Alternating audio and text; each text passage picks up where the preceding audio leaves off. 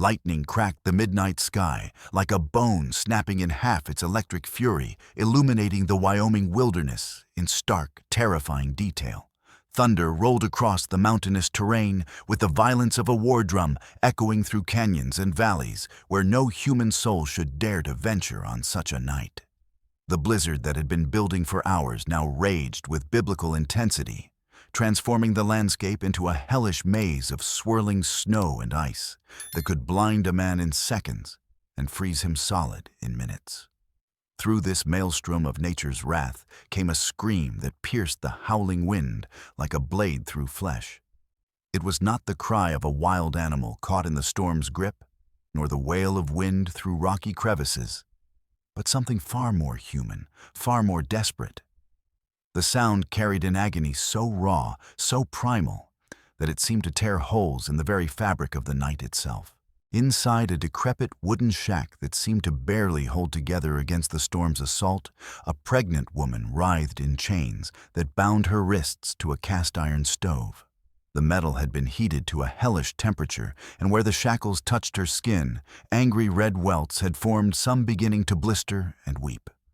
Elena Valdez, 23 years old and 8 months pregnant, had been left here to give birth like an animal in the wild, abandoned by her captors, to face the most vulnerable moment of her life in complete isolation. Her dark hair was matted with sweat and snow that had blown in through gaps in the wooden walls. Her once beautiful face was gaunt from weeks of inadequate food, her lips cracked and bleeding from dehydration, but it was her eyes that told the most horrific story. They held the hollow, distant look of someone who had seen too much evil, endured too much pain, and was now fighting not just for her own life, but for the innocent life growing within her womb.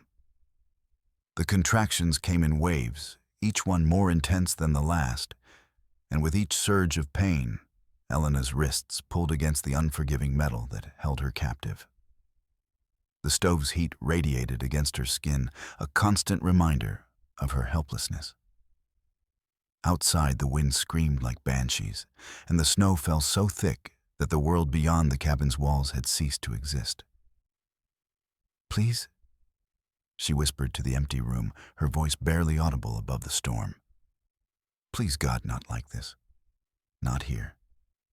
But there was no one to hear her prayers except the mice that scurried in the walls and the spiders that had made their homes in the corners of this godforsaken place. The cabin itself seemed to be a monument to human cruelty. Built hastily from rough-hewn logs and chinked with mud that had long since cracked and fallen away, it offered little protection from the elements. The floor was made of uneven planks that creaked and groaned with every gust of wind. A single window, its glass, long since shattered, had been boarded up with slats of wood that let in fingers of snow and ice. The only source of heat was the very stove to which Elena was chained, creating a grotesque irony that would have been laughable if it weren't so horrifically tragic. As another contraction gripped her body, Elena bit down on the leather strap that her captors had cruelly provided. Not out of mercy, but to prevent her from biting off her own tongue and damaging their merchandise. The taste of the old leather mixed with the metallic tang of blood from her split lips, creating a nauseating combination that made her stomach roil, even as her body prepared to bring new life into this nightmare. 20 miles away, following a trail that was rapidly disappearing beneath the accumulating snow, Ayanna Blackfeather pressed forward through the blizzard with the determination of a man possessed. At 32 years old, he was a Cherokee warrior in the truest sense of the word, though he lived in a world that no longer recognized such titles. His people had been driven from their ancestral lands, scattered to the winds like leaves in a storm. But he carried their traditions in his heart and their fierce pride in his very bones. Standing 6 feet tall with broad shoulders and a lean muscular frame hardened by years of survival in the wilderness, Ayanna moved through the treacherous terrain with an almost supernatural grace. His long black hair, traditionally braided with eagle feathers, and strips of leather whipped around his face in the wind.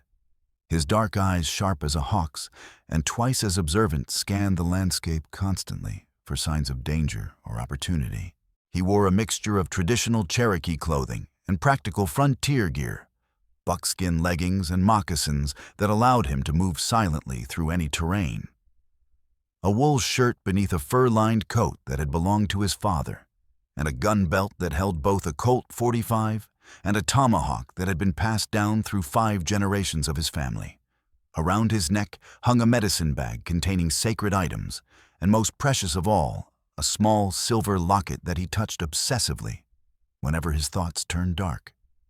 Those thoughts turned dark often these days. 3 years ago, his sister Nayeli had been taken by human traffickers while gathering herbs near their temporary camp in Colorado.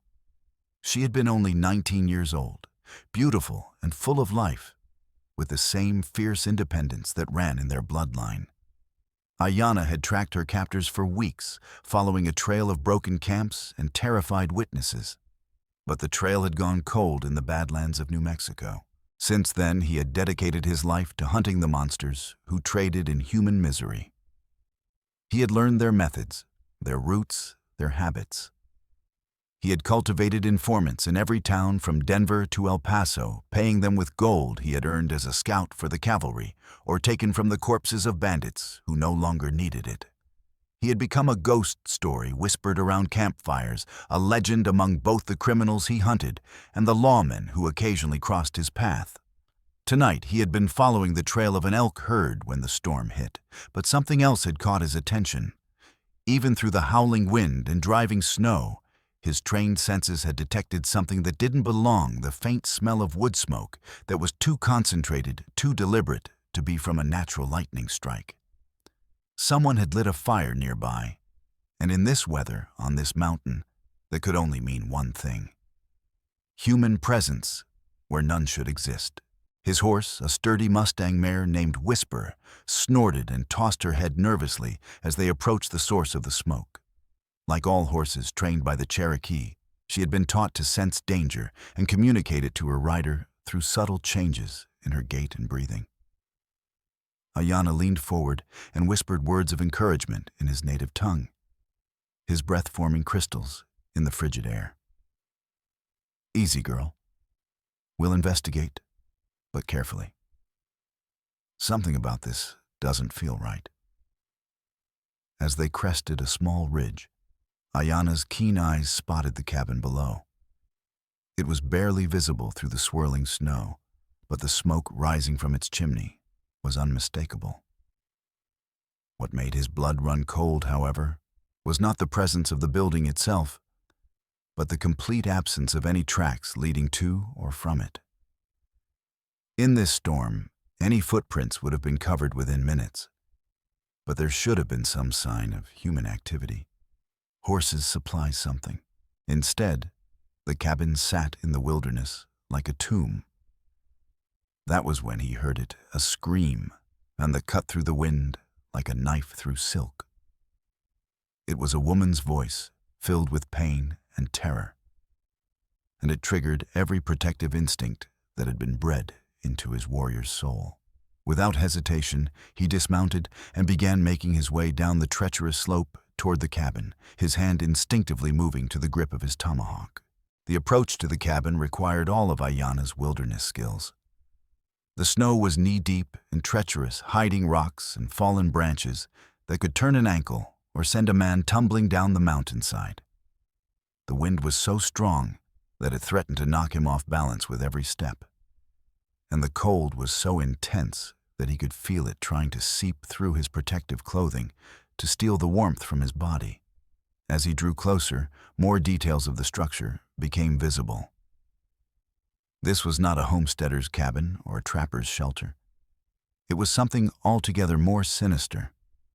A crude, temporary structure built for a specific purpose, and then abandoned.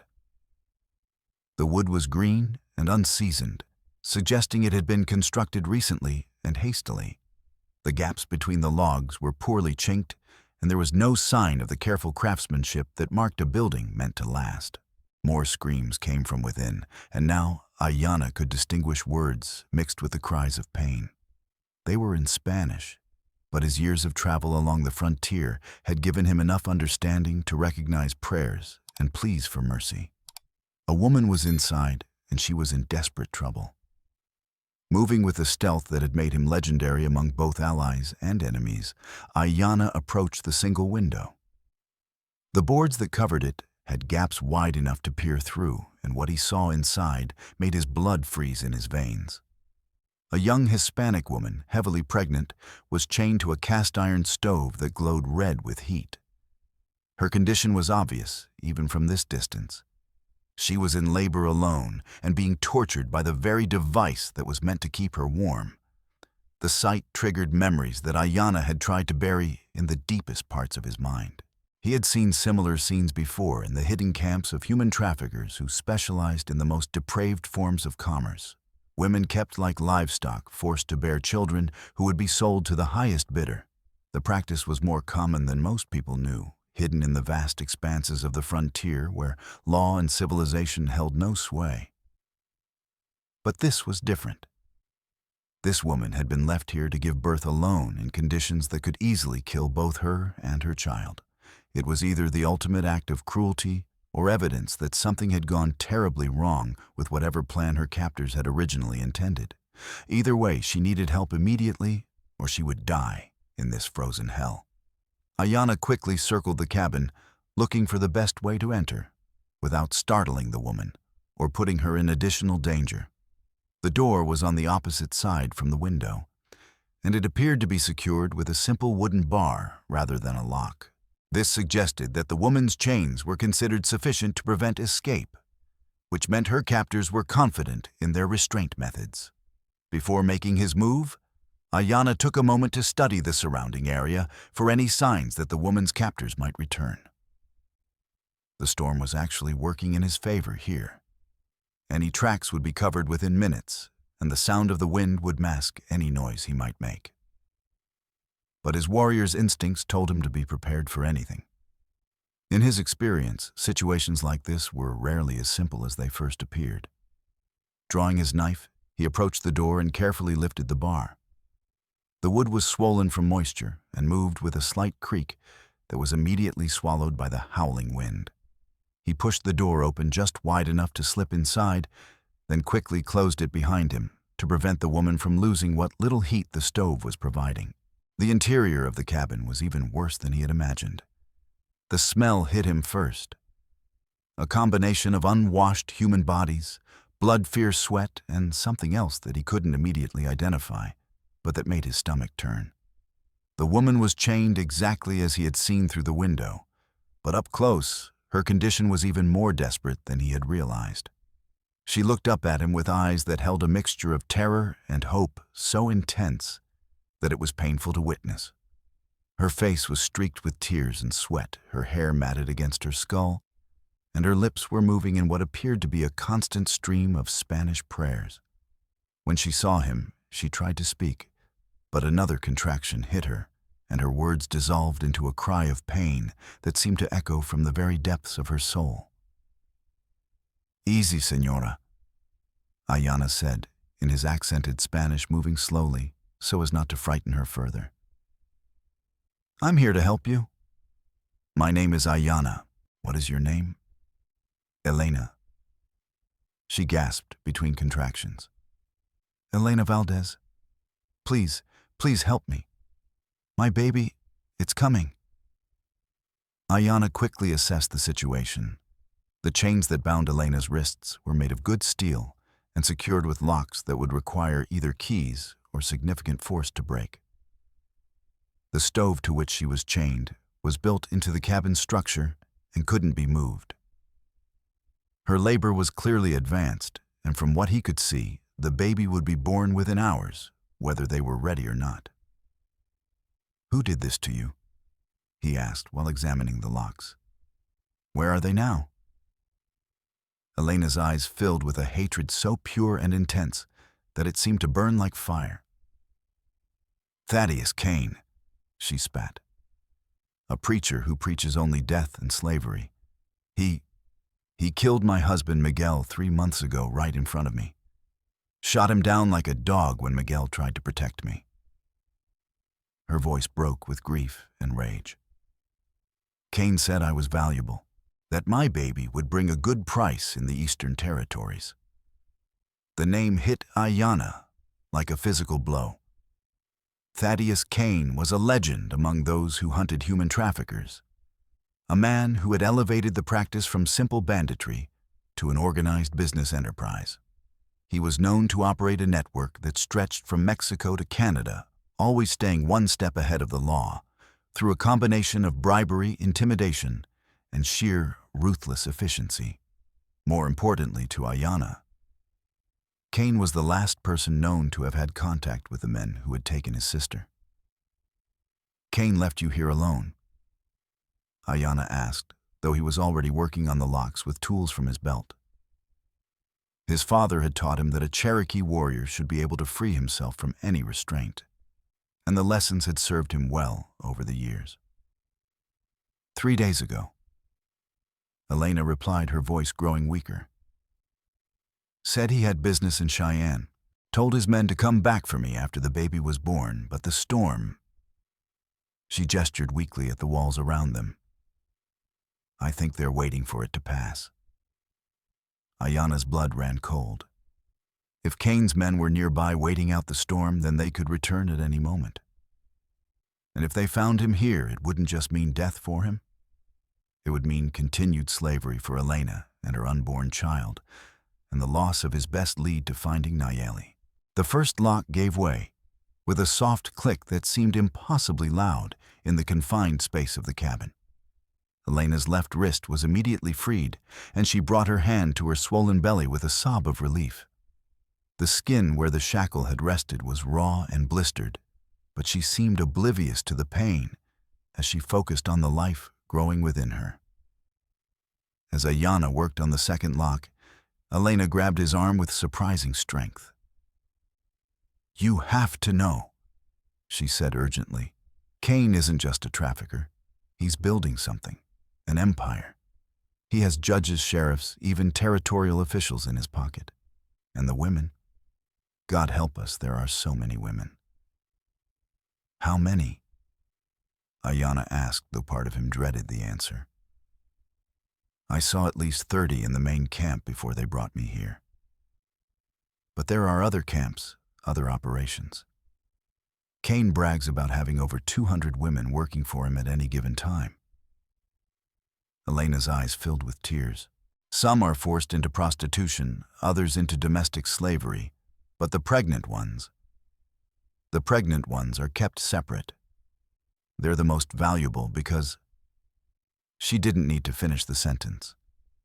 Ayanna understood the horrific economics of Cain's operation. Children born into slavery had no legal identity, no families to search for them, and could be shaped from birth to accept their fate. They were the perfect victims, and Cain was farming them like livestock. The second lock proved more stubborn than the first, and Ayanna had to use a considerable amount of force to spring it. When it finally gave way, Elena collapsed against him, her body racked with exhaustion and pain. But even in her weakened state, her eyes burned with a determination that reminded him of his sister's fierce spirit. There's something else, she whispered. Cain mentioned a Cherokee girl, said she was special, that she had brought him more money than any 10 other women. He called her his prize breeding stock. Ayanna's hands froze on the metal. What did she look like? Beautiful. Long black hair, dark eyes, maybe 20 years old. She had scars on her hands that looked like they came from fighting back. Elena studied his face. You know her. It wasn't a question, and Ayanna didn't try to deny it. My sister, Nayeli. She was taken 3 years ago. His voice was barely above a whisper, but Elena could hear the pain and rage that lurked beneath the surface. She's alive, Elena said with certainty. At least she was 2 weeks ago when I last saw her. Cain keeps the valuable ones close, moves them frequently to avoid rescue attempts. She was being held in a fortified compound outside Deadwood. Before Ayanna could respond, Elena was gripped by another contraction, this one more intense than any that had come before. She bit down on the leather strap, but a muffled scream still escaped her lips. When it passed, she looked at him with eyes that had suddenly become urgent and frightened. "The baby is coming now," she gasped. "I can feel it. We don't have much time." Ayana's mind raced. He had basic knowledge of childbirth from his experiences with his tribe. But delivering a baby in these conditions, with the constant threat of Cain's men returning, was far beyond anything he had ever faced. Add to that, the emotional turmoil of learning that his sister was alive and being held by the same man who had enslaved Elena. And the situation was becoming almost overwhelming. "Listen to me," he said, taking Elena's hands in his own. "I'm going to help you through this, and then we're going to get you and your baby out of here.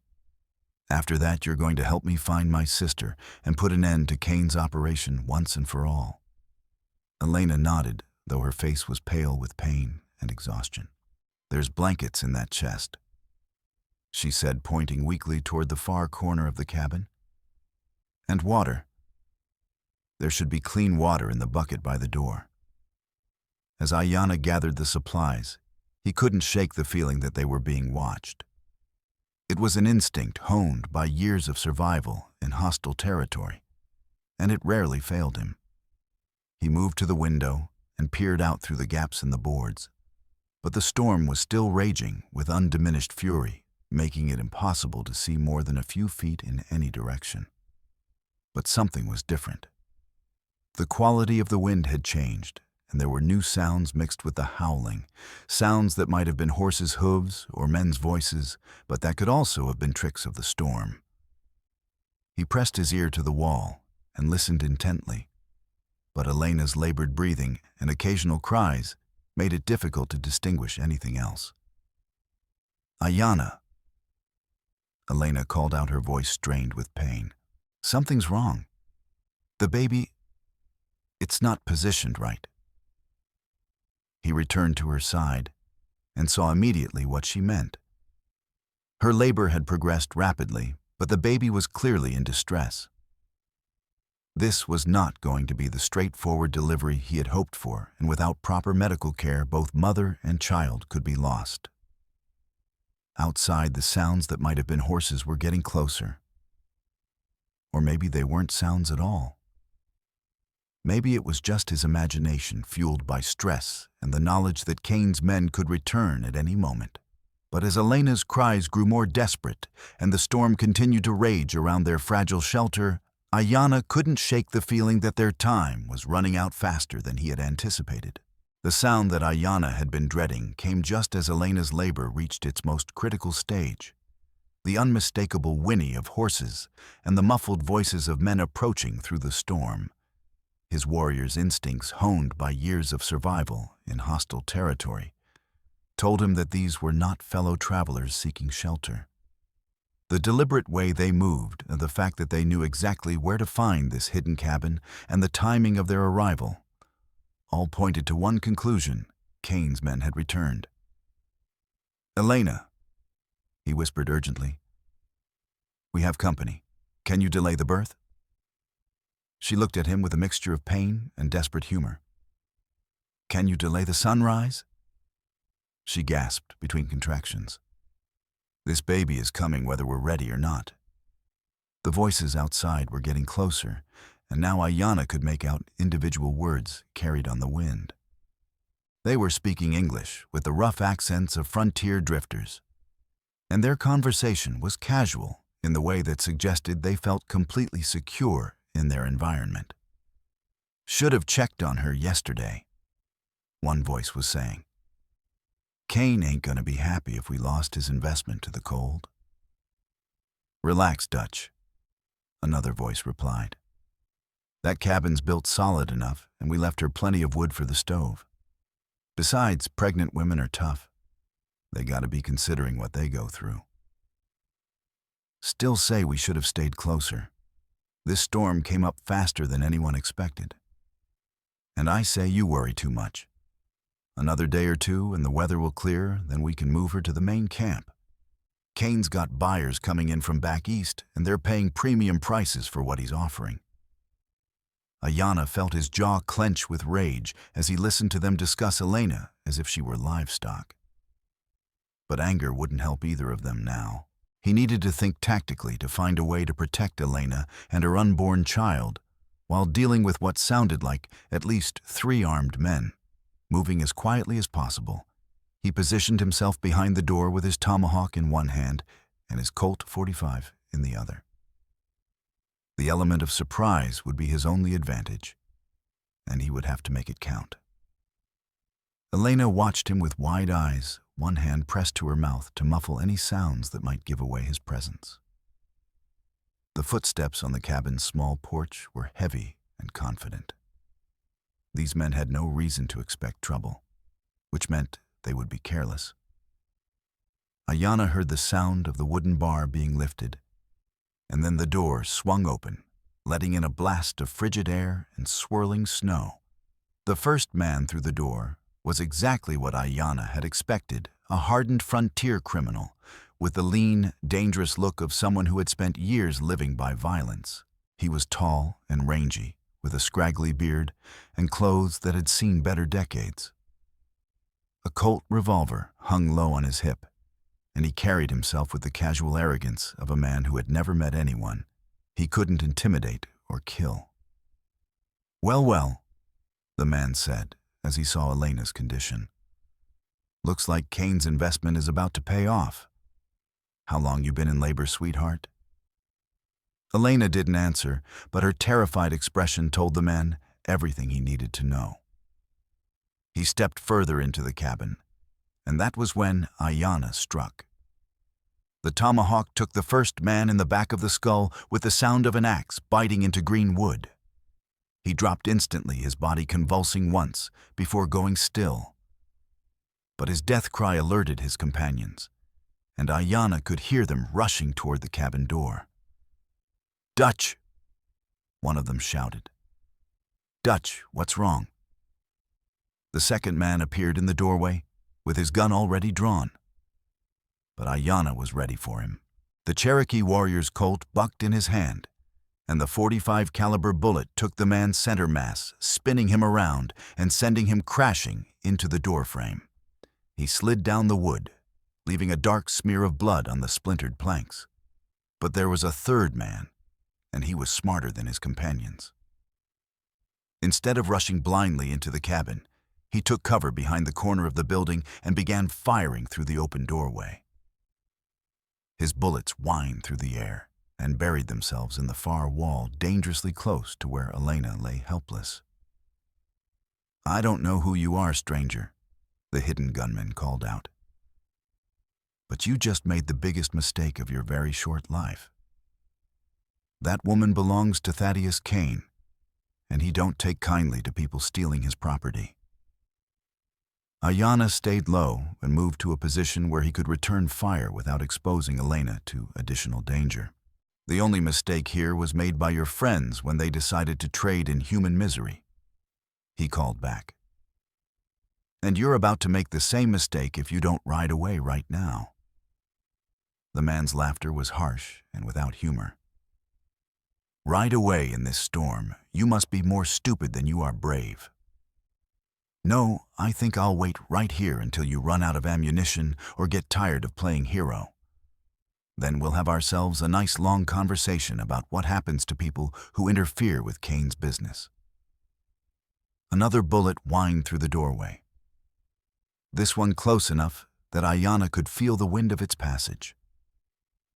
Behind him, Elena was fighting through another contraction, her face twisted with pain, but her voice carefully muffled. The combination of physical agony and mortal terror was pushing her to the very limits of human endurance. Ayanna realized that this standoff could last for hours, and Elena didn't have hours.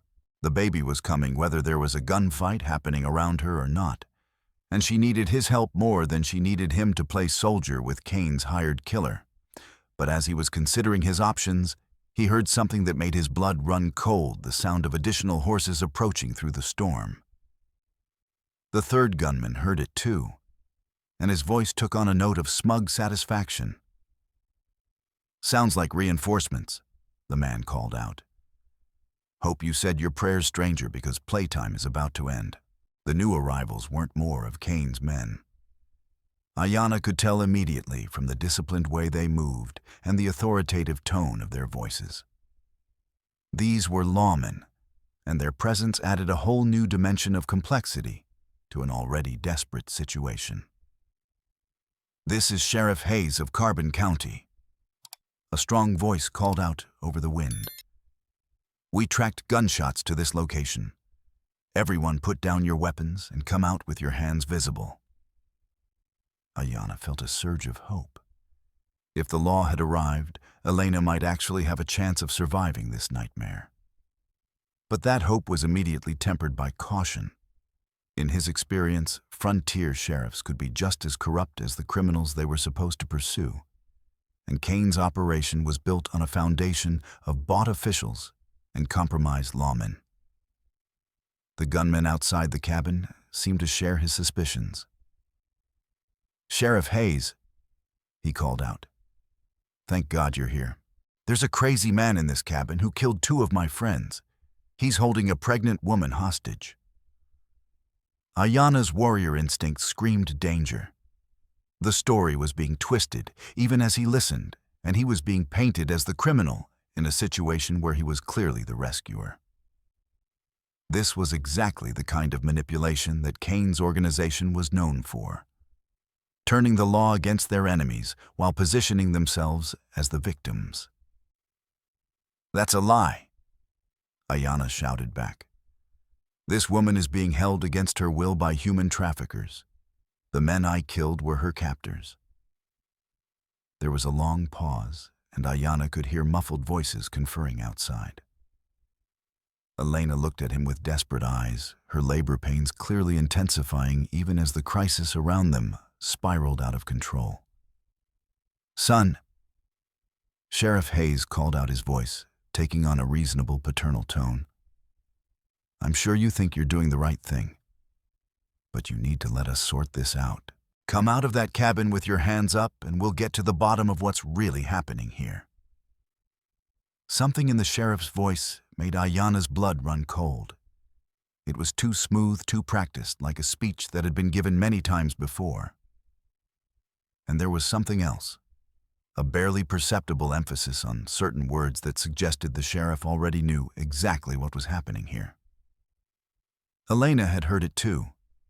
Her eyes widened with recognition and terror, and she grabbed Ayanna's arm with a grip that was surprisingly strong for someone in her condition. "That voice," she whispered, her words barely audible, even in the relative quiet of the cabin. "I know that voice. He was there when they killed Miguel. He wore a mask, but I'd recognize that voice anywhere." The revelation hit Ayanna like a physical blow. Sheriff Hayes wasn't here to rescue Elena. He was here to silence her. The law enforcement officer charged with protecting the innocent was actually part of Cain's network, and his arrival meant that the situation had just become exponentially more dangerous. "Listen carefully," Ayanna whispered back to Elena. "When I tell you to, I want you to roll behind that overturned table and stay as low as possible. No matter what you hear, no matter what happens, don't come out until I tell you it's safe. But the baby will have to wait," he said grimly. "If we don't survive the next few minutes, it won't matter anyway." Outside, Hayes was still trying to coax him into surrendering, but his words had taken on a sharper edge. "I'm not going to ask again, son. Come out now, or we're coming in after you. And I can't guarantee your safety if we have to do this the hard way." Ayanna checked his weapons. He had 4 bullets left in his Colt and his tomahawk, which was still embedded in the skull of the first man he had killed. Against 3 or 4 armed men, including a sheriff, who presumably had legal authority to shoot him on sight, those weren't encouraging odds. But he had one advantage that his enemies didn't know about. He understood exactly what was happening here. Hayes and the surviving gunmen thought they were dealing with an interfering stranger who had stumbled into their operation by accident. They didn't know that he was a Cherokee warrior with years of experience fighting overwhelming odds, and they definitely didn't know that he had a personal stake in bringing down Kane's entire network. "Elena," he said quietly, "when this is over one way or another, I need you to know something. Your husband Miguel, did he wear a silver cross on a leather cord?" Her eyes widened. "Yes. How did you—" Ayanna reached into his medicine bag and pulled out a silver cross that was dark with old blood. "I found this in a trafficker's camp 6 months ago. The man wearing it was already dead, but he had managed to carve a message into the dirt before he died. Elena. Baby. Love." Elena's face crumpled with grief and rage. "He tried to find me. Even after they shot him, he tried to find me." "Now," Ayanna said, "get behind that table." As Elena struggled to move her heavily pregnant body to safety, Ayanna positioned himself for what he knew would be the fight of his life. Outside, he could hear Hayes giving orders to his men, positioning them around the cabin to prevent any possibility of escape. "All right, boys." Hayes called out his reasonable tone, finally dropping away, to reveal the cold authority underneath. "We've given him every chance to surrender. Time to end this." The first shot came through the window, shattering what remained of the glass and sending splinters of wood flying across the cabin. It was followed immediately by a volley of gunfire from multiple directions as Hayes's men attempted to flush Ayanna out into the open.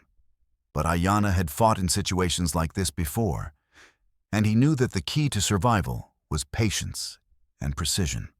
Rather than returning fire immediately and revealing his position, he waited for one of the attackers to make a mistake. The mistake came when one of Hayes's deputies tried to rush the door. The man came charging through the opening with his gun blazing, but Ayanna was ready for him. The Cherokee warrior's tomahawk, retrieved from the skull of his first victim, took the deputy in the throat with surgical precision. The man dropped his weapon and fell backward into the snow, clutching uselessly at the mortal wound. "Damn it, Johnson," Hayes shouted. "I told you to wait for my signal." But the deputy's reckless charge had given Ayanna valuable information about their positions and numbers. There were 4 men outside Hayes, the original gunman, and 2 deputies. The odds were still heavily against him, but they were better than he had feared. "Elena," he called out softly. "How are you doing? The baby is coming." She gasped from behind the table. "I can't hold it back much longer." Ayanna knew that he was running out of time. Elena needed immediate help, and every moment he spent fighting Hayes and his men was a moment closer to losing both mother and child. He had to end this confrontation quickly and decisively. The storm outside was beginning to intensify even further, if such a thing was possible. The wind howled like a banshee through the gaps in the cabin walls, and the snow was falling so thick that visibility had been reduced to mere inches. Under normal circumstances, this would have been a disadvantage for everyone involved. But Ayanna had spent his entire life learning to use his environment as a weapon. Moving with the silent grace that had made him legendary among both Cherokee warriors and frontier lawmen, he slipped to the window and peered out into the white chaos. Hayes and his remaining men had taken cover behind a fallen log about 30 yards from the cabin, but their positions were clearly visible as dark shapes against the snow. What they didn't know was that the cabin had a back exit, a small opening that had been cut into the rear wall, probably by previous occupants who had needed a quick escape route. It was barely large enough for a man to squeeze through, but it was concealed by the storm and the natural shadows of the building. "Elena," he whispered, "I'm going to end this right now. No matter what you hear, stay hidden until I come back for you." "Be careful," she replied, her voice strained with pain, but filled with genuine concern. Hayes is more dangerous than he looks. He's not just corrupt, he's a killer who enjoys his work. Ayanna squeezed through the back exit and found himself in the full fury of the blizzard. The cold hit him like a physical assault, and the wind threatened to knock him off his feet, but he pressed forward with grim determination. He had only one chance to turn the tables on his enemies, and failure would mean death for both him and Elena. Using the storm as cover, he circled around behind Hayes's position. The sheriff and his men were so focused on the cabin that they never thought to watch their backs, and the howling wind covered any sound he might have made as he approached. He was close enough to hear their conversation now, and what he learned made his blood run even colder than the Wyoming wind. "How long do we keep this up?" one of the deputies was asking. "That woman needs to be moved soon, or Kane's going to have our heads." "As long as it takes," Hayes replied. "Kane's paying us good money to keep his operation running smooth, and that means dealing with problems like this Cherokee bastard who thinks he can play hero." "You sure he's Cherokee?" the original gunman asked. "Man fights like a professional soldier." Hayes laughed, but there was no humor in the sound. "Oh, I'm sure. I've tangled with his kind before. Remember that raid on Kane's camp in Colorado 3 years ago, the one where we lost half a dozen men and nearly 30 women?" Ayanna's heart stopped. 3 years ago in Colorado. That was when and where Nayeli had been taken. "That was a disaster," the deputy said. Kane was furious. "It was a learning experience," Hayes corrected. "We learned that Cherokee warriors don't give up, don't negotiate, and don't show mercy. The only way to deal with them is to kill them fast and clean before they have a chance to cause real damage." "What about the Cherokee girl, the one that started all the trouble?" Hayes was quiet for a moment, and when he spoke again, his voice carried a note of satisfaction that made Ayanna's stomach turn. "That one was special. Took 3 of my men to bring her down, and she nearly killed Kane himself before we got her chained up proper. Haven't seen fight like that before or since. She's still bringing top dollar in the breeding program," the gunman said. "Kane says she's already produced 2 healthy children, and there's another on the way." The revelation hit Ayanna like a physical blow. Not only was his sister alive, but she had been forced to bear children for Kane's trafficking operation. The rage that filled him was so pure and intense that it was almost a religious experience. Every instinct screamed at him to attack these men immediately, to tear them apart with his bare hands and make them pay for what they had done to Nayeli. But rage without control was just another form of suicide, and Nayeli needed him alive if she was ever going to be rescued. He forced himself to remain calm, to think tactically, to plan his attack with the cold precision of a professional killer. The first target had to be Hayes. The sheriff was clearly the leader, and without him, the others would be confused and disorganized. Ayanna drew his knife and moved closer, using the fallen log as cover until he was close enough to strike. Hayes died without ever knowing what hit him. Ayanna's blade slipped between his ribs and found his heart with surgical precision, and the corrupt sheriff slumped forward into the snow without making a sound. The Cherokee warrior was already moving toward his next target before Hayes's body had finished falling. The second man turned just in time to see death coming for him. He managed to get his gun halfway out of its holster before Ayanna's tomahawk took him in the skull with a wet, meaty sound that was immediately swallowed by the wind. The third man, the original gunman who had survived the initial confrontation at the cabin, was faster and more experienced than his companions. He got his weapon clear and even managed to fire a shot, but the storm threw off his aim, and the bullet went wide.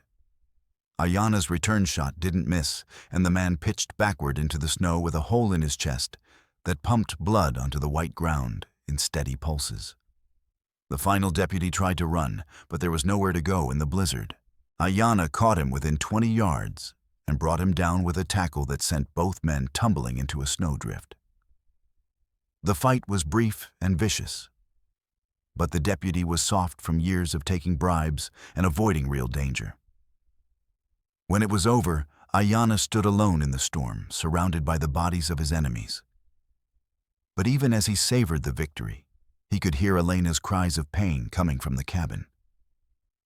The baby was coming whether the world around it was safe or not, and she needed his help immediately. When Ayanna returned to the cabin, he found Elena in the final stages of labor. She had managed to position herself behind the overturned table as he had instructed, but her body was beyond caring about tactical considerations. The baby was coming, and nothing in heaven or earth was going to stop it. "It's over," he told her as he quickly gathered clean cloths and the remaining water. "Hayes and his men are dead. We're safe now." Elena looked at him with eyes that were glazed with pain, but still held a spark of fierce determination. "Good," she gasped between contractions. "That bastard had it coming. Now help me bring my baby into this world." What followed was unlike anything Ayanna had ever experienced. He had assisted with births among his people, but this was different. Elena had been weakened by months of captivity and abuse, and the baby was coming fast and hard. There were complications. The umbilical cord was wrapped around the child's neck, and Elena was losing more blood than seemed safe. But somehow, through a combination of Cherokee traditional knowledge, desperation, and what could only be called divine intervention, they managed to bring the baby safely into the world. It was a girl, small but healthy, with powerful lungs, and a fierce cry that echoed through the cabin like a battle cry. As Elena held her daughter for the first time, tears streaming down her face, Ayanna felt something shift inside his chest.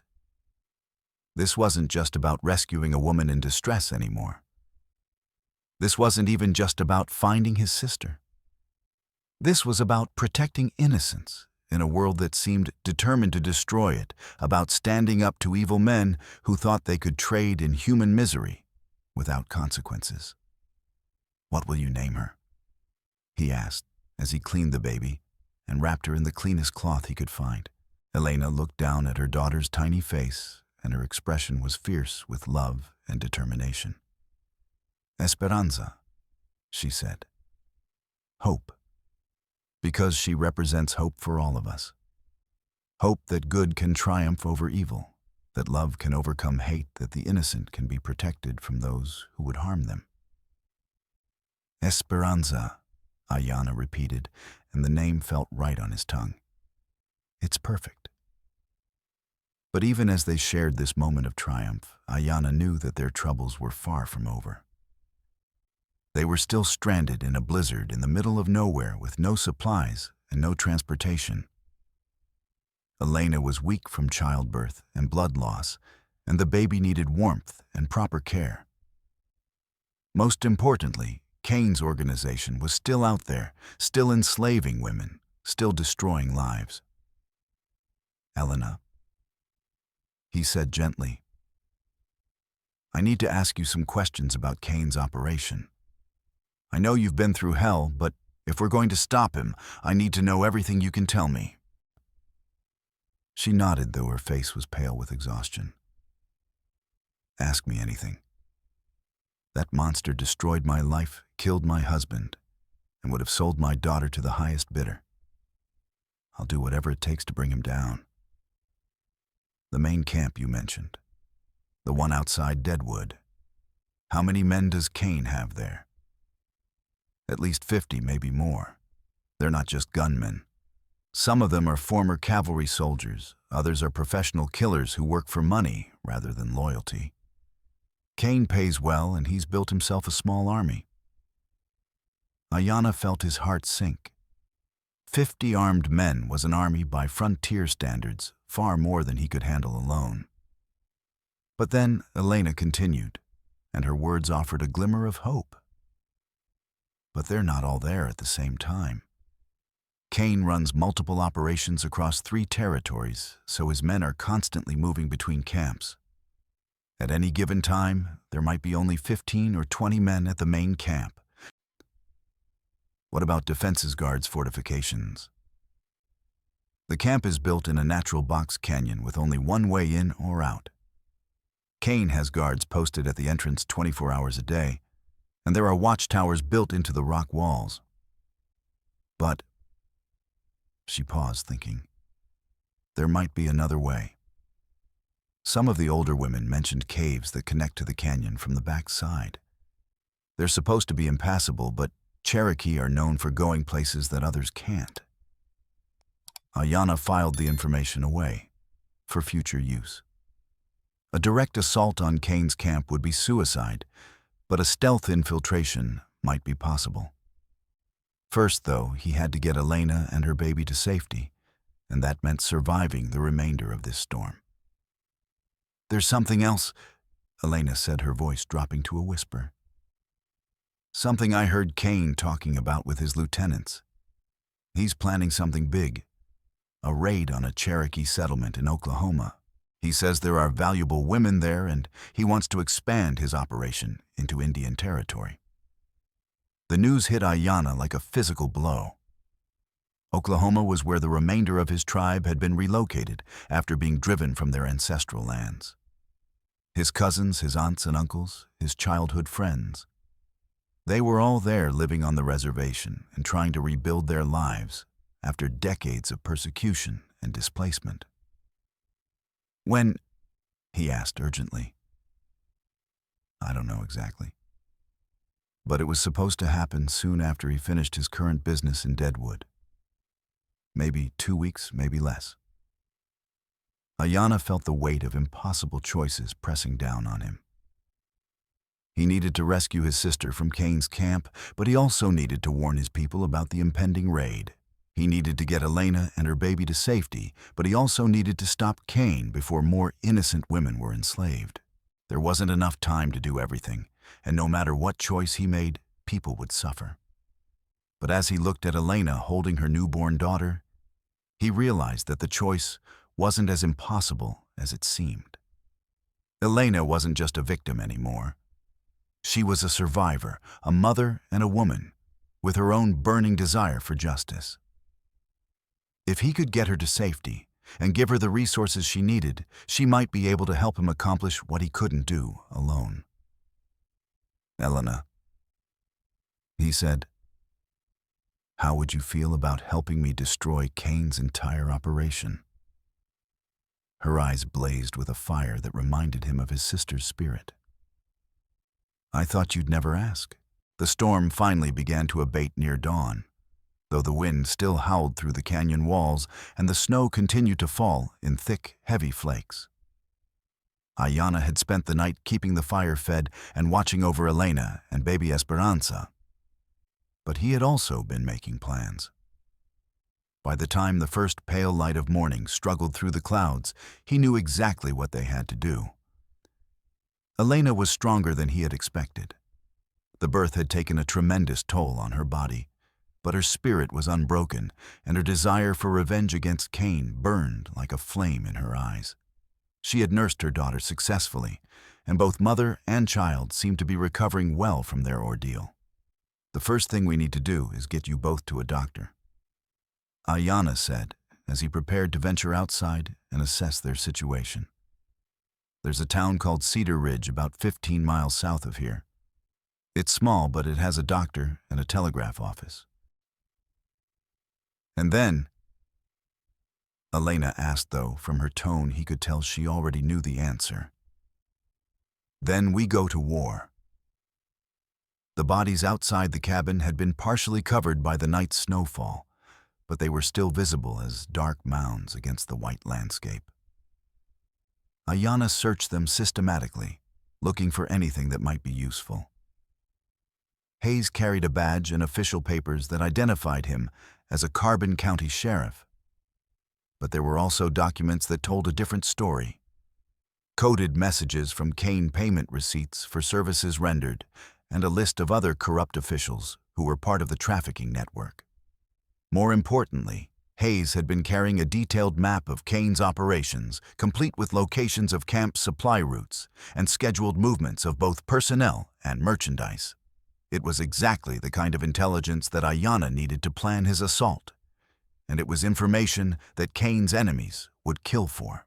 The horses that Hayes and his men had ridden were still alive, though they had sought shelter behind a rocky outcropping and were half buried in snow. They were good animals, well trained and equipped with saddles and supplies that would make the journey to Cedar Ridge possible. But as Ayanna was preparing to load Elena and the baby onto the most gentle of the horses, he heard something that made his blood run cold, the sound of more riders approaching through the storm. This time, there was no mistaking the disciplined formation and the professional way they moved. These were Kane's men, and they were coming in force. "Elena," he called urgently. "We have more company, and I don't think they're here to help." She appeared in the doorway of the cabin, with Esperanza wrapped in her arms, her face grim with determination. "How many?" Ayanna counted the approaching figures as they became visible through the swirling snow. 8, maybe 10. Too many to fight, especially with you and the baby to protect. Then we run. Elena, you just gave birth last night. You can't possibly. I can do whatever I have to do to protect my daughter, she interrupted fiercely. And if that means riding through a blizzard with a day-old baby, then that's what I'll do. There was no time to argue. Ayanna quickly saddled the gentlest horse and helped Elena mount with the baby secured against her chest. He took the reins of a second horse and prepared to lead them away from the cabin before Kane's men could surround them. But as they prepared to flee, one of the approaching riders broke away from the group and spurred his horse forward at a gallop.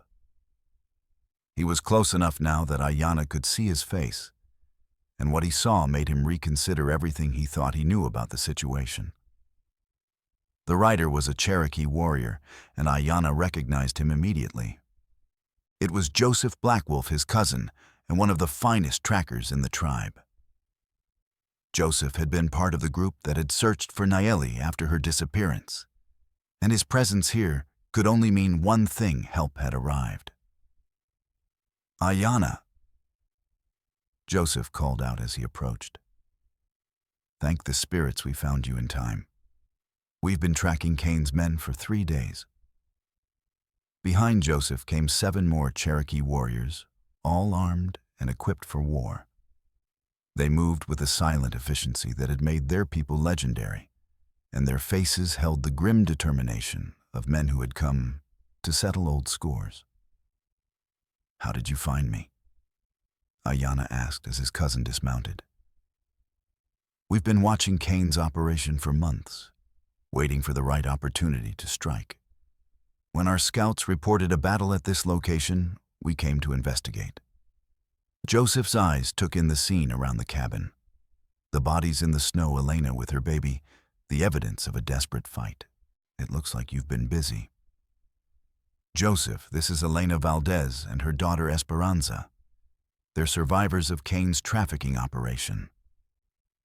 Ayanna's voice was tight with emotion. "Elena has information about Nayeli. She's alive, Joseph. Our sister is alive."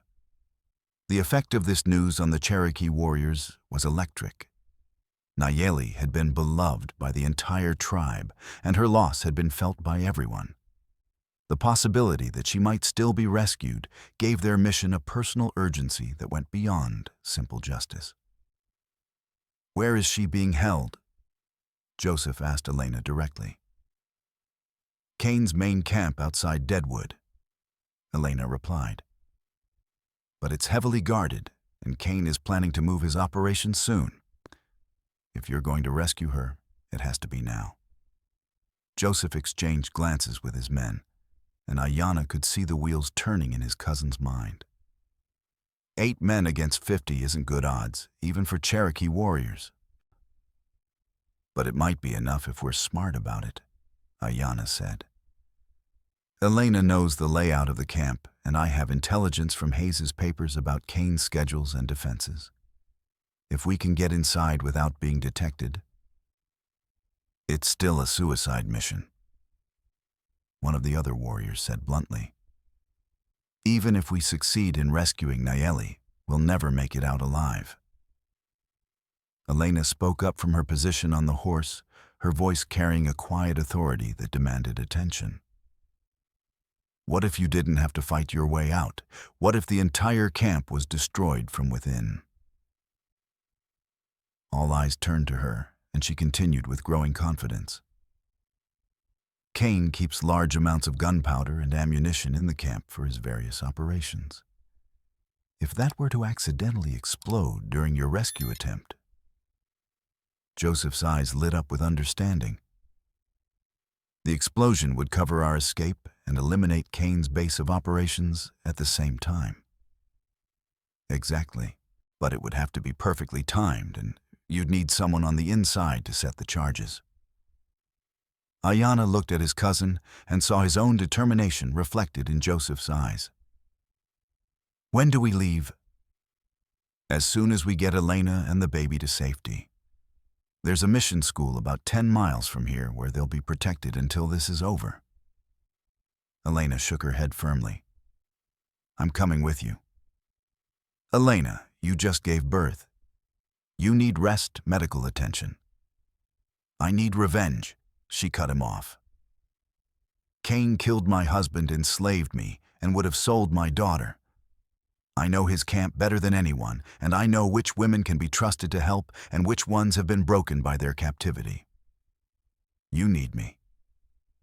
Ayanna wanted to argue, but he could see that her mind was made up. And truthfully, she was right. They did need her knowledge and expertise. But taking a woman who had just given birth into a battle zone went against every protective instinct he possessed. What about Esperanza? He asked. Elena's expression softened as she looked down at her sleeping daughter. She'll be safe at the mission school. The sisters there will take care of her until we return. Her voice hardened again. And we will return. All of us. Because failure isn't an option. The Mission School of St. Catherine was a small adobe building nestled in a valley that provided shelter from the worst of the Wyoming winds. The sisters who ran it were Irish immigrants who had dedicated their lives to serving the frontier's most vulnerable populations, and they asked no questions when Joseph explained that Elena and her baby needed sanctuary. Leaving Esperanza was the hardest thing Elena had ever done. She held her daughter for long minutes, memorizing every detail of the tiny face, whispering promises and prayers in Spanish. When she finally handed the baby to Sister Margaret, her eyes were dry, but her hands were shaking. I will come back for you, she whispered to the sleeping infant. I promise you, mi amor, I will come back. The journey to Deadwood took 2 days, through treacherous mountain passes and snow-covered trails. Elena rode with grim determination, ignoring the pain from her recent childbirth and the weakness that threatened to overwhelm her at every mile. The Cherokee warriors accepted her as one of their own, recognizing in her the same fierce spirit that had driven their people to survive centuries of persecution and displacement. As they traveled, Elena shared everything she knew about Kane's operation. The main camp was built in a box canyon called Devil's Throat, with high walls on 3 sides, and only one entrance that could be easily defended. Kane kept his most valuable prisoners in a series of caves that had been converted into cells, and while his men lived in wooden barracks built against the canyon walls. The gunpowder is stored in a natural cave about 50 yards from the main compound, Elena explained as they made camp on their final night. Kane chose the location because it's isolated enough to prevent accidental explosions, but that also means it's poorly guarded. How do we get inside without being seen? Joseph asked. There are caves on the back side of the canyon just like I told Ayanna. They're supposed to be impassable, but I've seen Cherokee warriors do impossible things before. Elena's smile was grim. The caves connect to the prison area, which means you can reach Nayeli and the other women without going through the main camp. Ayanna studied the rough map that Elena had drawn in the dirt. What about Cain himself? Where will he be?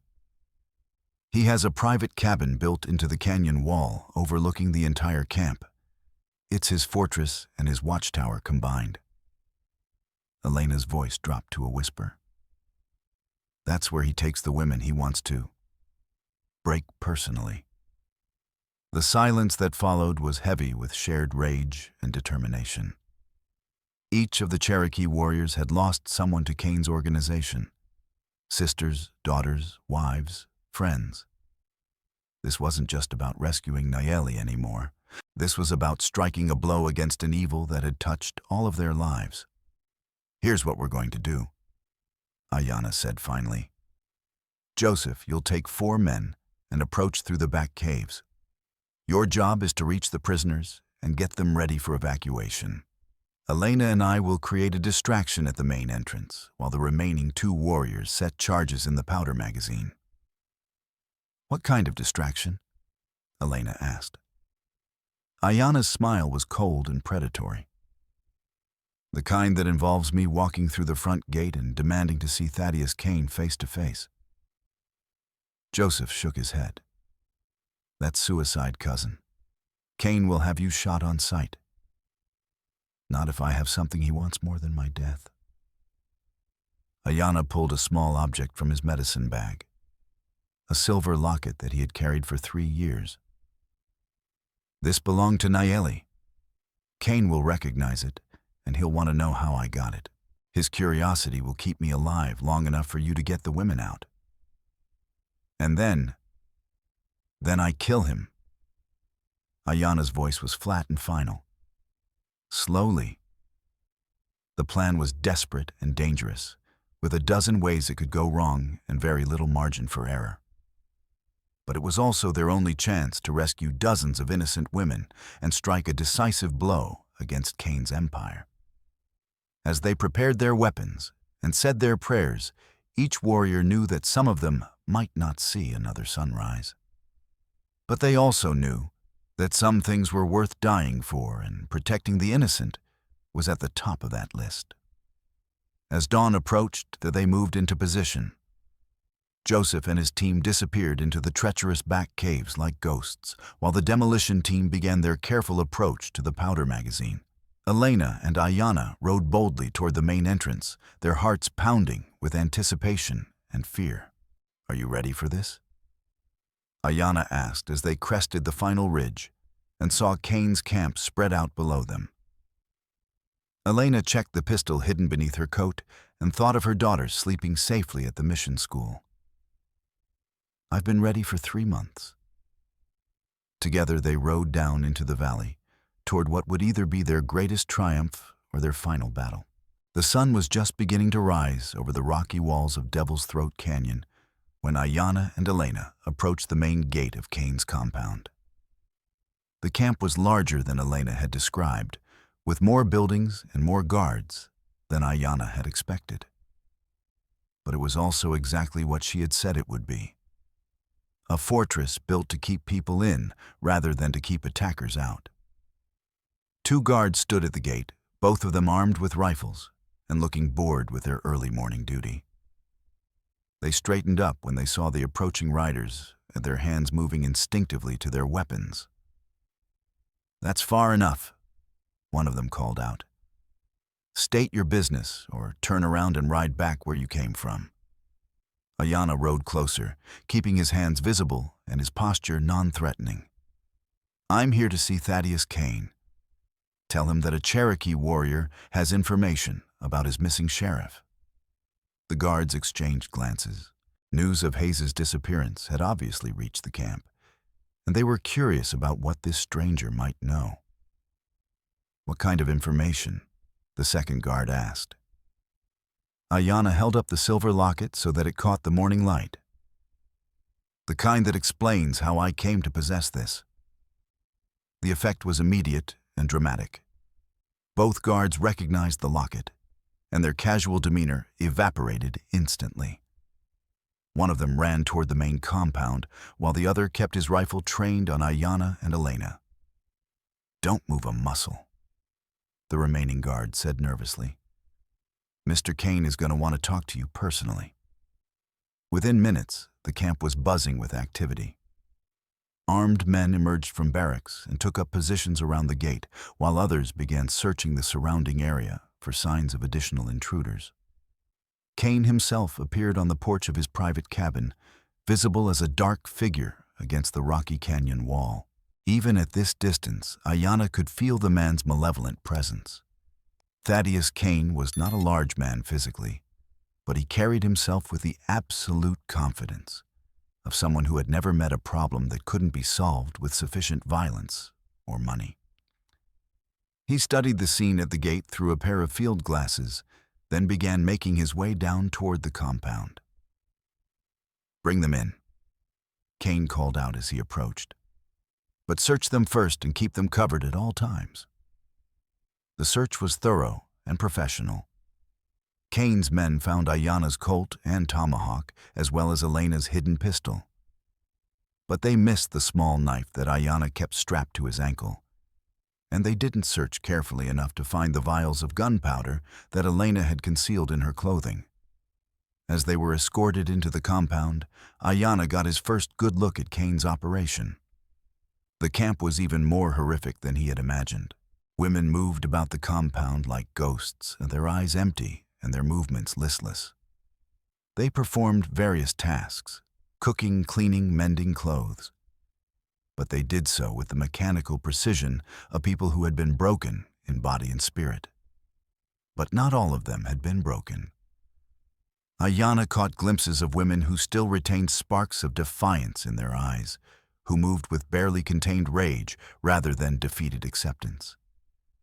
These were the ones that Joseph would need to rally when the time came for the escape.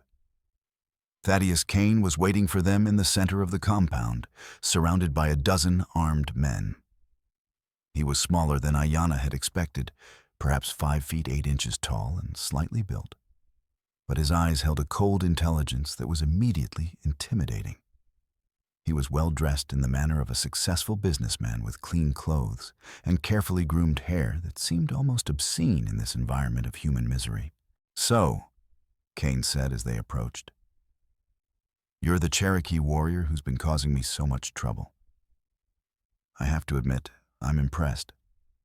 It takes considerable skill to eliminate Sheriff Hayes and his entire team." Ayanna met Kane's gaze without flinching.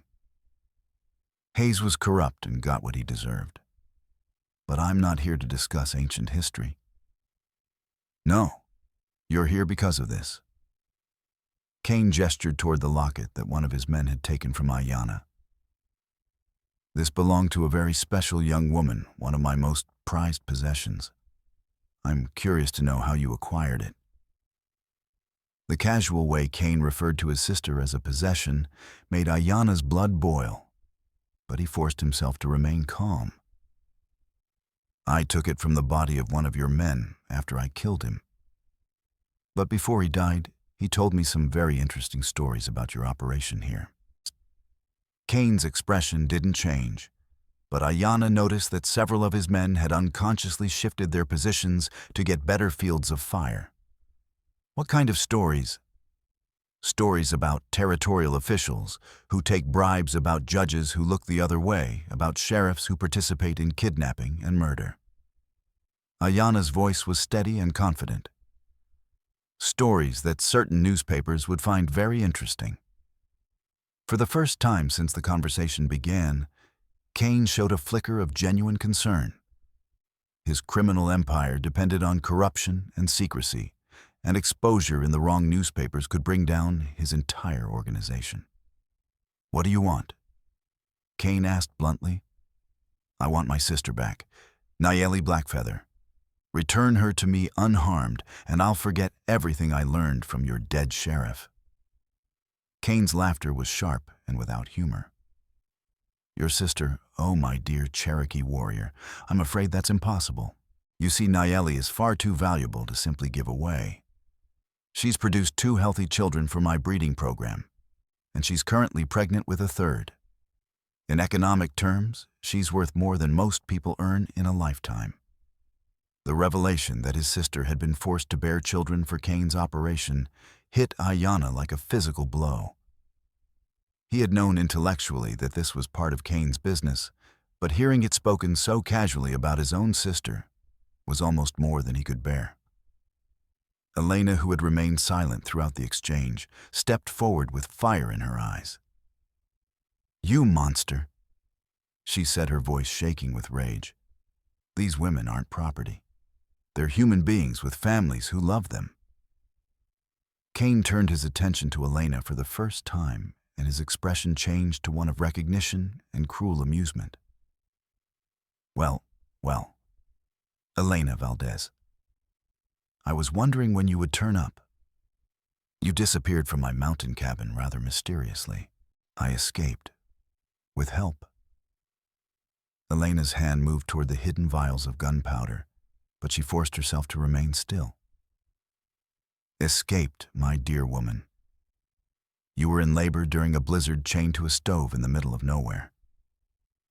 How exactly did you manage to escape?" Elena's smile was cold and predatory.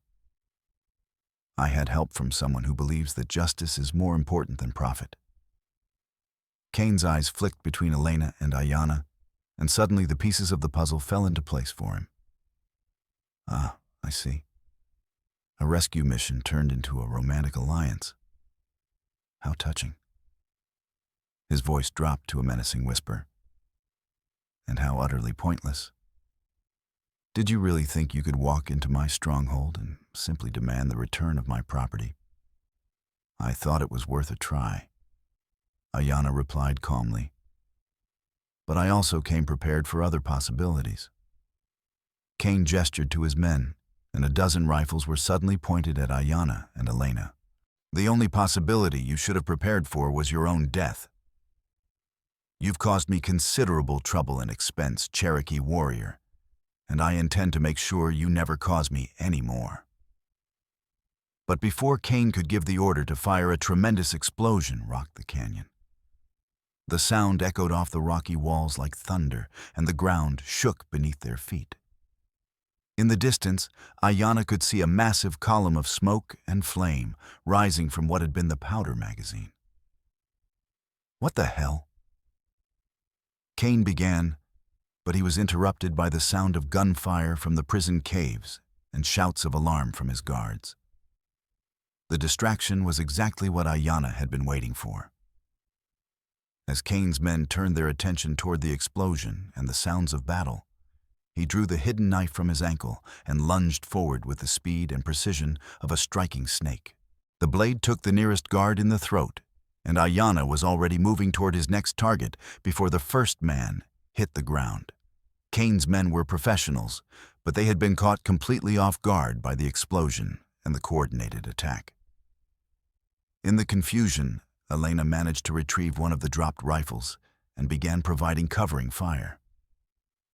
Cain himself drew a nickel-plated revolver and fired at Ayanna, but his shot went wide as another explosion shook the canyon.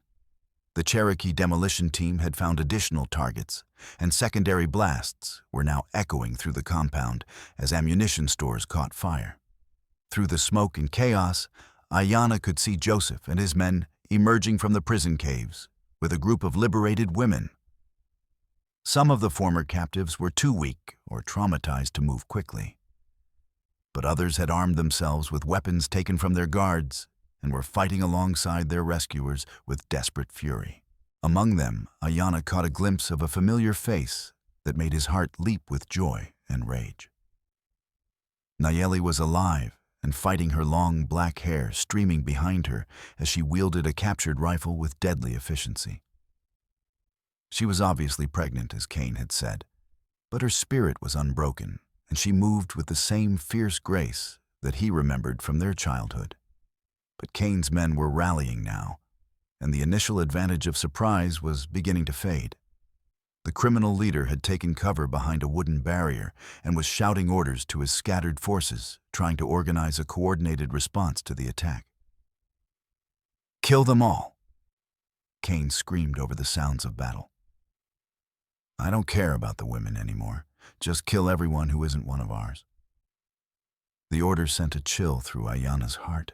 Cain was willing to sacrifice his valuable merchandise rather than lose control of the situation, which meant that the rescued women were still in mortal danger. Elena had found her way to Ayanna's side, and she was firing with the controlled precision of someone who had received military training. The women are trapped in the center of the compound, she shouted over the gunfire. Cain's men are trying to pin them down. Ayanna looked around desperately, trying to find a way to break the stalemate. His Cherokee warriors were skilled fighters, but they were outnumbered 3-1, and Cain's men had the advantage of prepared positions and superior firepower. But then he remembered something Elena had told him during their journey. Cain's cabin was built directly above the main compound, carved into the canyon wall itself. If he could reach it and eliminate Cain, the criminals' organization might collapse without its leader. Elena, he said urgently, can you get to the women and help coordinate their escape? Where are you going? He pointed toward the cabin carved into the canyon wall. To cut off the head of the snake. Elena nodded grimly and began making her way toward the group of rescued women. Ayanna watched her go, then turned his attention to the treacherous climb that lay ahead of him. The path to Cain's cabin was a narrow ledge that had been carved into the rock face barely wide enough for one person and completely exposed to gunfire from below. Under normal circumstances, it would be suicide to attempt such a climb during a battle. But these weren't normal circumstances, and Ayanna had spent his entire life preparing for moments when conventional tactics weren't enough. Using the smoke from the explosions as cover, he began to climb. The rock was slippery with moisture from the previous night's snow, and the path was crumbling in several places where the explosions had weakened the canyon walls. Every step was a calculated risk, every handhold a gamble with death. Halfway up the cliff face, he was spotted by one of Cain's gunmen. Bullets began chipping pieces of rock from the canyon wall around him, and one shot came close enough to tear through his shirt sleeve. But the angle was poor for the shooter, and Ayanna managed to reach the relative safety of a rocky overhang before he could be killed. From his new position, he could see the entire battle spread out below him. Joseph and the Cherokee warriors had managed to form a defensive perimeter around the rescued women, but they were taking heavy casualties. Several of the women had been wounded, and it was only a matter of time before Cain's superior numbers began to tell. But Elena had reached the group safely, and she was organizing the women with the efficiency of a military commander. Some of the former captives who were too weak to fight were being helped toward the canyon entrance, while others who were still capable of combat were being armed and positioned to support the Cherokee warriors. Among them, Ayanna could see Nayeli moving with purpose and determination despite her pregnancy. She had found her way to Joseph's side and was fighting alongside her fellow Cherokee, with a fury that spoke of years of suppressed rage finally finding an outlet. The final stretch of the climb was the most dangerous. Cain's cabin was built on a natural shelf in the canyon wall, and the only way to reach it was to traverse a section of cliff face that was completely exposed. But it was also the only way to end this battle before more innocent people were killed. Taking a deep breath, Ayanna sprinted across the exposed section with bullets whining all around him. One shot clipped his shoulders, spinning him around and nearly sending him tumbling off the cliff, but he managed to catch himself and continue climbing. Cain's cabin was exactly what he had expected. A fortress designed to provide both luxury and security. The door was made of heavy oak and bound with iron, but it wasn't locked. Cain had been so confident in his defenses that he hadn't considered the possibility of someone actually reaching his private sanctuary. Ayanna burst through the door with his recovered tomahawk in one hand and his knife in the other, ready for the final confrontation with the man who had destroyed so many lives. But what he found inside the cabin stopped him in his tracks. Cain was there, but he wasn't alone. Beside him stood a woman who was obviously one of his captives. But she wasn't cowering in fear. Instead, she was holding a gun pointed directly at Cain's head, and her face was twisted with a hatred so pure and intense that it was almost painful to witness. "You're too late, Cherokee warrior," Cain said with a bitter smile. "It seems that my own property has decided to rebel against me." The woman, she couldn't have been more than 20 years old, looked at Ayanna with eyes that held depths of pain and rage that no human being should ever have to experience. "Are you here to rescue us?" she asked in a voice that was barely more than a whisper. "Yes," Ayanna replied. "All of you. This nightmare is over." The woman's laugh was broken and bitter. "Over? You think this is over? Do you have any idea what this monster has done to us? What he's made us do?" Cain's smile widened. "Tell him, Sarah. Tell him about the children you've borne for me. Tell him about the special training I've given you." The gun in the woman's hand was shaking now, and Ayanna could see that she was fighting an internal battle between justice and mercy, between the need for revenge and the desire to simply end her suffering. "Don't let him manipulate you," Ayanna said gently. "You're free now. You don't have to carry his evil with you for the rest of your life." "Free?" Sarah's voice was hollow. "I'll never be free. None of us will. He's made sure of that." Cain was enjoying the psychological torture he was inflicting, even in his moment of defeat. "You see, Cherokee warrior, it's not enough to simply steal women and break their bodies. True control comes from breaking their spirits, from making them complicit in their own degradation. Sarah here has been my most successful project." The revelation hit Ayanna like a physical blow. Cain hadn't just enslaved these women. He had systematically destroyed their sense of self-worth and moral identity. Even if they were physically rescued, some of them might never recover from the psychological damage that had been inflicted upon them. But as he looked into Sarah's eyes, he saw something that Cain had missed. Beneath the pain and rage, there was still a spark of the person she had been before her captivity. It was small and fragile, but it was there, and it was growing stronger with each moment of freedom. "Sarah," he said quietly, "what's your real name? The name your parents gave you?" The question seemed to surprise her. Mary Elizabeth Harrison." "Hello, Mary Elizabeth Harrison. My name is Ayanna Blackfeather, and I'm here to take you home." For the first time since he had entered the cabin, Mary's expression softened slightly. The gun in her hand stopped shaking, and she looked at Cain with a mixture of disgust and pity. "You're pathetic," she said to the criminal leader. "You think you broke us, but all you did was teach us how strong we really are." Cain's confident demeanor finally cracked. "You need me," he said desperately. "You've been with me for 2 years.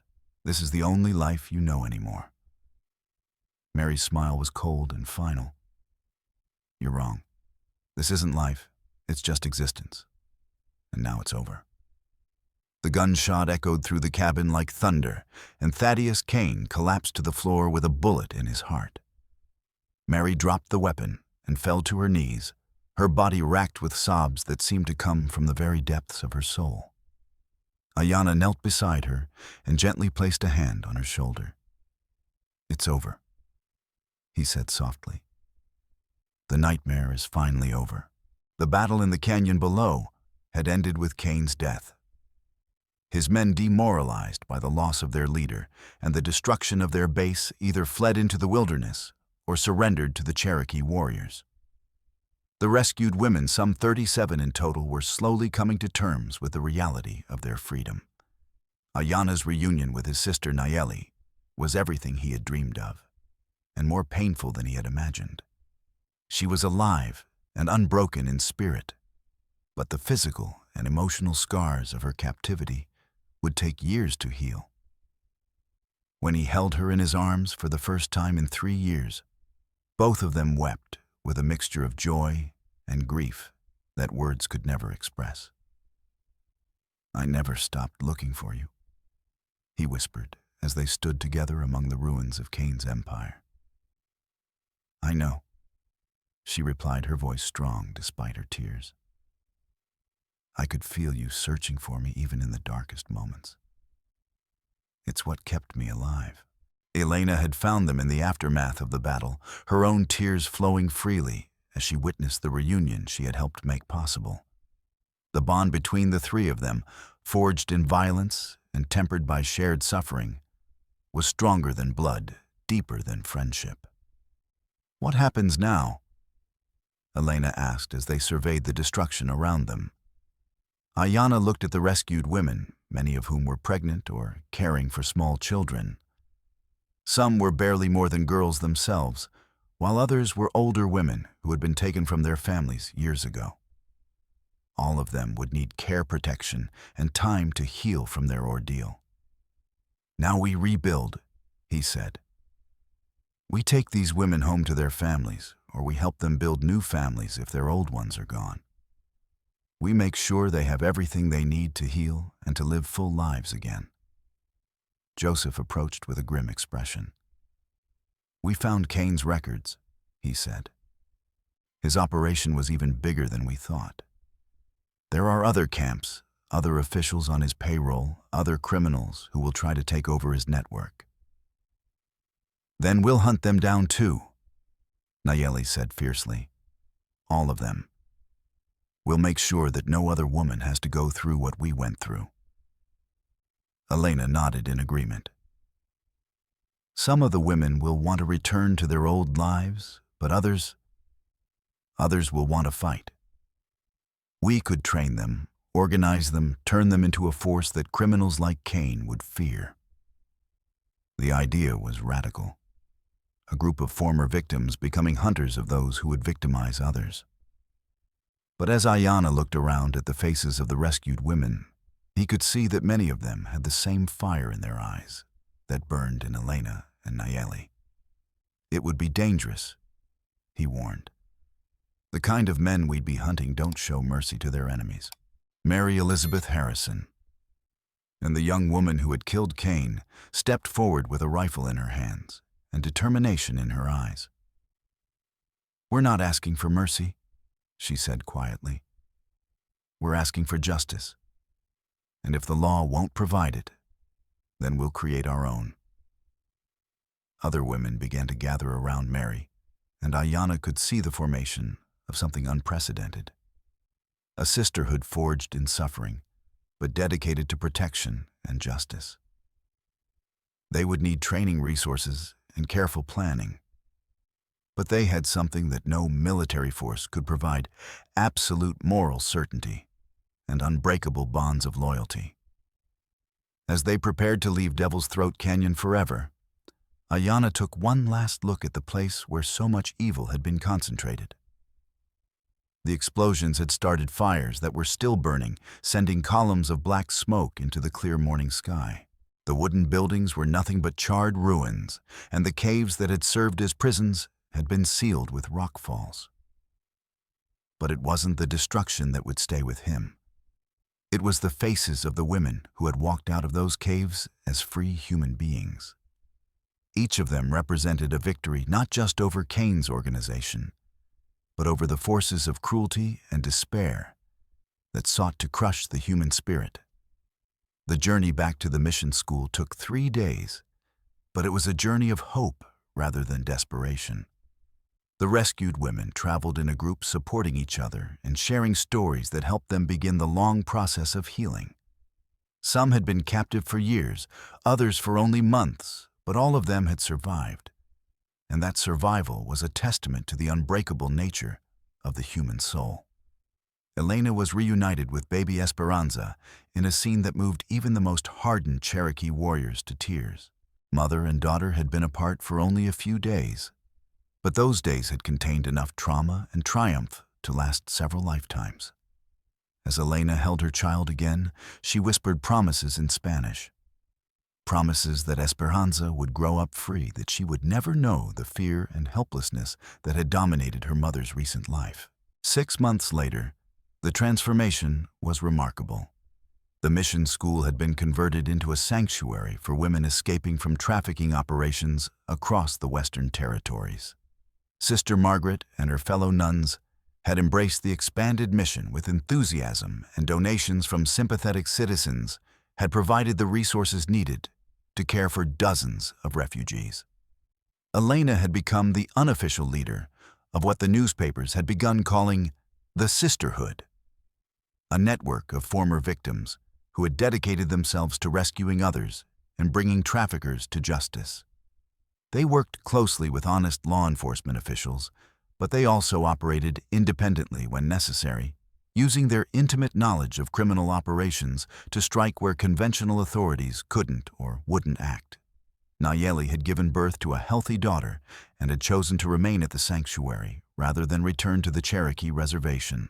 Her pregnancy had been the result of her captivity. But she loved her child fiercely and was determined to raise her in an environment where strength and independence were valued over submission and fear. Ayanna divided his time between the sanctuary and his continuing mission to hunt down the remnants of Cain's organization. The criminal network was vast and well established, with tentacles reaching into law enforcement, politics, and legitimate business. But each success, each rescue, each arrest brought them closer to their ultimate goal of eliminating the trade in human misery. Mary Elizabeth Harrison had proven to be a natural leader and tactician. Under Elena's guidance, she had learned to channel her rage into effective action, becoming one of the most feared opponents of trafficking operations throughout the region. Her transformation from victim to warrior was complete, and her story inspired other women to find their own strength and purpose. But it was the discovery hidden in Cain's personal effects that provided the greatest shock and the most profound redemption. Among his papers, carefully preserved in a waterproof case, Elena found a letter that changed everything she thought she knew about her husband's fate. Miguel Valdez was alive. The letter, written in Miguel's careful handwriting, detailed his capture by Cain's men and his subsequent imprisonment in a mining camp in Colorado. He had been forced to work in the silver mines alongside other men whose only crime was trying to protect their families from Cain's raiders. The work was dangerous and the conditions were brutal. But he had survived, sustained by his love for Elena and his determination to find her again.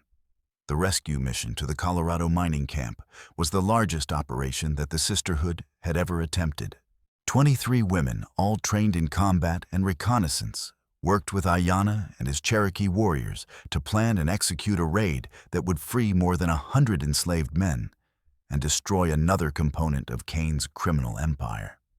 Elena insisted on leading the rescue personally, despite the obvious dangers and the fact that she was still nursing baby Esperanza. Her reunion with Miguel, when it finally came, was everything that love and determination could achieve against seemingly impossible odds. Miguel had been changed by his captivity. He was thinner and scarred, with the hollow look of someone who had seen too much suffering. But his love for Elena was undiminished. And when he held his daughter for the first time, the joy on his face was radiant enough to light up the entire world. "I never stopped believing I would see you again," he whispered to Elena as they stood together in the ruins of the mining camp, surrounded by the evidence of their victory over evil. "I know," she replied, tears streaming down her face. "Love like ours doesn't die. It just waits for the right moment to bloom again." As news of their successes spread throughout the territories, other women began to find their way to the sanctuary. Some came seeking rescue from their own captivity, others came to join the fight against trafficking, and still others came simply because they needed a place where their suffering would be understood and their strength would be celebrated. The sanctuary became more than just a refuge. It became a symbol of hope and resistance that inspired similar efforts across the frontier. Other communities began to organize their own protection networks, and corrupt officials found themselves facing organized opposition for the first time in their careers. Ayanna had found his purpose in life, and it was bigger than he had ever imagined. The rescue of his sister had been just the beginning of a mission that would consume the rest of his days. The protection of the innocent and the pursuit of justice in a world that often seemed to value neither. But perhaps the most important transformation was in Elena herself. The frightened, broken woman who had been chained to a stove in a remote cabin had become a force of nature, a leader whose name was spoken with reverence by those who sought justice, and with fear by those who profited from human suffering. On the first anniversary of her rescue, Elena stood on the porch of the sanctuary and looked out over the valley where dozens of women and children played and worked and lived without fear. In her arms, Babi Esperanza gurgled and reached for the bright morning sun, her tiny fingers grasping at light, as if she could hold hope itself in her hands. "What are you thinking about?" Ayanna asked as he joined her on the porch. Elena smiled. And for the first time since he had known her, it was a smile without shadows. "I'm thinking about tomorrow," she said, "and all the tomorrows after that. We've built something here that will outlast all of us. A legacy of hope and strength that will protect generations of women who haven't even been born yet. And if new monsters arise to threaten them..." Elena's smile became fierce and protective. "Then we'll teach their daughters to be warriors too. Because the one thing that men like Cain never understood is that you can't destroy the human spirit. You can only make it stronger." As if in response to her words, Esperanza laughed, a sound of pure joy that echoed across the valley and seemed to bless everything it touched. It was the sound of hope itself, carried on the wind toward a future that would be brighter because of the courage and sacrifice of those who had fought to make it possible. The storm had ended, and the sun was shining. And in that perfect moment, surrounded by the family he had chosen and the community they had built together, Ayanna Blackfeather knew that some battles were worth fighting no matter the cost. Because in the end, love and justice were the only forces in the universe strong enough to transform suffering into strength, despair into hope, and victims into heroes. The Cherokee warrior had found his pregnant woman chained to a stove like an animal during a storm. But what he had really found was a sister in arms, a partner in the fight for justice, and a reminder that even in the darkest moments, the human spirit could not only survive, but triumph. And that triumph would echo through the generations, a legacy of hope that would never be forgotten.